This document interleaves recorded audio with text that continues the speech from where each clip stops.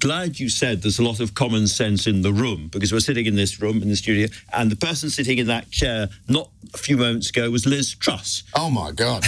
Really? Yeah, she was here being interviewed by Ian Dale, yes. Yeah. Liz Truss, the letters. Just what do you make of this? It's a return of Liz Truss so soon after those memorable events. Well, I think it's a very depressing example of the level of public debate, the level of politics that we've arrived at. I mean, I find it beyond depressing to a point of truly sad that we lightly take we say, oh, we live in a post-truth age. People say that.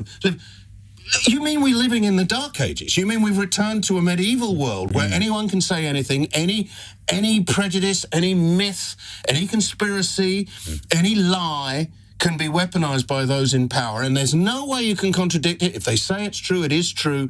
We have arrived very quickly at a point where all the advances of the Enlightenment, when the primacy of evidence, then the absolute necessity for any position to be backed up by argument, factual base, which gave us all the benefits of the Enlightenment in terms of philosophy and science, etc., etc., etc., have been thrown out. And obviously, Truss, I mean, idiotic person that she is, driven now. I mean, I thought slightly better of her, but she clearly seems to be as driven by anger and ego as the worst of them.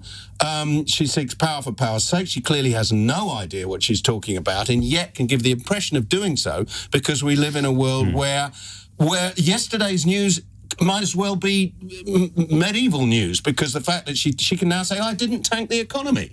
Click here for patronising Isabel Oakeshott getting shouted at.